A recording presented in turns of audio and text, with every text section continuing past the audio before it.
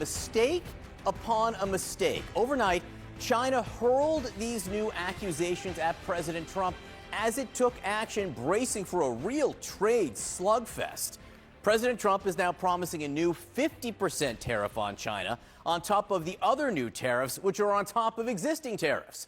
Combined, this would make U.S. tariffs on imports from China a whopping 104%. And yet, despite all this tough talk, the markets, they seem a little less agitated this morning. After days of these massive losses and trillions of dollars in value evaporated, U.S. stock futures are pointing up, for now at least. It comes, and it may be because of the fact that some members of his administration have relented on their no negotiation stance. Some members of the administration. The markets in Asia, you can see right there, most of them rebounded after their sharp sell-offs. This comes, though, as China accused the U.S. of blackmail, and China is vowing to, quote, fight to the end if the president moves ahead with all of his threats. So let's get right to CNN's Mark Stewart in Beijing here, because the rest of Asia is in a different place than China is right now, and China really seems to be gearing up for a serious fight. Indeed, John, despite what the White House may want, China and Beijing is making it very clear that it's not going to budge. And once again today, we saw this shift from diplomatic language to something that's much more defiant. You brought up that phrase, mistake upon mistake.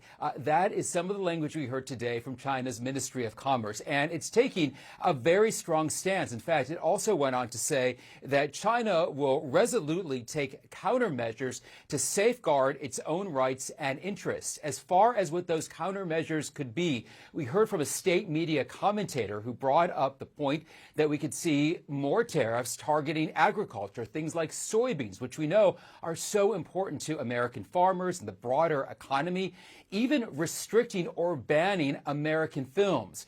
We heard at a press briefing just about 4 hours ago from a spokesperson from China's Ministry of Foreign Affairs. The messaging there, very strong, very firm. Let's listen to what he had to say. Pressure, threats, and blackmail are not the right ways to engage with China. If the U.S. disregards the interests of both countries and the international community, insists on launching a tariff or trade war, China will fight to the end.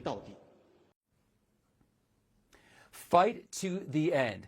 That spokesperson was also asked, would China sit down at the negotiating table with the United States? His response, China has not shown any kind of genuine willingness to have a substantive conversation.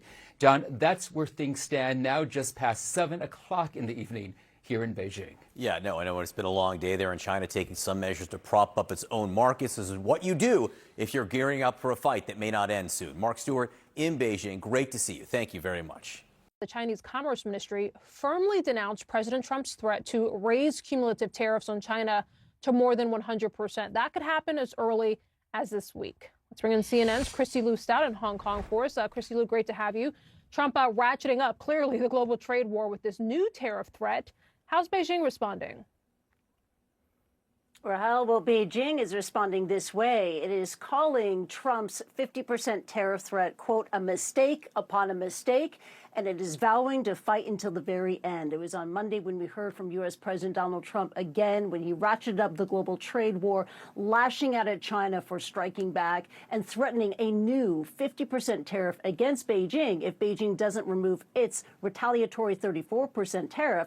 China is holding firm, and China is pushing back. We heard earlier today from the Commerce Ministry of China issued a very defiant statement with this expert. Let's bring it up for you. The expert saying this, quote, the U.S. threat to escalate tariffs on China is a mistake on top of a mistake, which once again exposes the blackmailing nature of the U.S. China will never accept it. If the U.S. insists on its own way, China will fight to the end, unquote.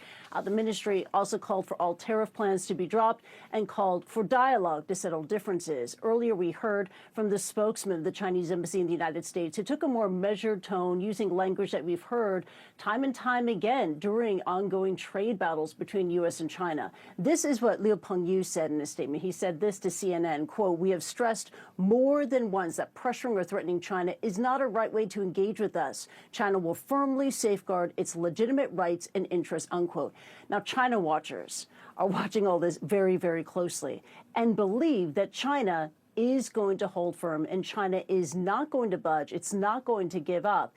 It's threatened retaliatory tariffs of 34% set to kick in later this week on April the 10th. In fact, this is what Ryan Haas, a scholar at Brookings, had to say. He posted this on X just a few hours ago. It's a very interesting analysis. He said this: "I am skeptical that Beijing will blink on President Trump's recent tariff escalation threats. Chinese leaders understand holding firm will be economically costly. They are preparing the public to tolerate pain. Politics may drive decisions," unquote. So, Rahel, China apparently not expecting any trade breakthroughs, not expecting any off-ramps here. Not only that, China is digging in. Rahel, back to you. Yeah, certainly if they say we're willing to fight to the end, it doesn't sound like they're willing to budge, not at this point at least.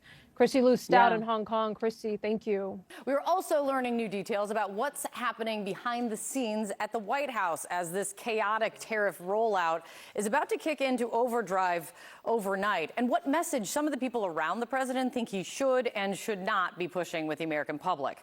CNN's Elena Treen at the White House for us. Elena, this is going to be quite the day. What are you learning? You're exactly right. It will be. Look, we actually had some new reporting come out about how, as all of this is, of course, all of these tariffs, people are trying to figure out what exactly is the way out of this. And, markets are responding by being scattered. 401ks are shrinking. We learned that over the weekend, the president's Treasury Secretary, Scott Bessent, actually flew to Mar-a-Lago and to deliver a message to the president. Essentially, that message, Kate, was that they need to get his team on the same page, but also more clearly explain to the American people what the end game with these tariffs are. And of course, that is trying to get better trade deals with other countries. Now, we did actually hear the president yesterday say that he is open to negotiation. He said he had talked to the Japanese prime minister. He talked to other world leaders as well, and said that he's willing to deal. However, when I have talked to many different White House officials, Trump administration officials about this, they tell me really in the president's eyes, he wants to try and milk these other countries for everything they can get. And his ultimate priority is really to try and erase some of the deficits that America has with these other countries. We've heard the president say as much. Now, all of this, though, of course, comes as a lot of people have been trying to kind of read between the lines of what different top economic advisors here at the White House are saying. There was some mixed messaging over the past several days. Even just yesterday, we heard one of the president's trade advisors, Peter Navarro, say that these tariffs are not a negotiation. Then you've heard Bessent and others say they will be negotiating with some of these key trading partners. Listen to how the president responded to that. There have been some mixed messages from your administration. You're talking about negotiations, and yet others in your administration are saying that these tariffs are actually permanent. What is the action? Well, it could be. They can both be true. There can be permanent tariffs, and there can also be negotiations, because there are things that we need beyond tariffs. Now, Kate, one key thing as well to keep in mind, and this is something I've been picking up from officials behind the scenes, is that some people in this White House and administration do believe that the president needs to get some wins on the board, that some deals need to be made in the near term to essentially show the American people that their patience is worth waiting for, to have them buy in to this tariff plan. And again, as people are really worried about what is happening to the stock market, to their retirement accounts, worried about what's going on with their wallet. So all of that as we see these tariffs expected to go into effect later tonight. Kate? It seems we are also watching an evolving definition of negotiation, and negotiating is what we seem to be seeing from the president right now. Elena, thank you so much.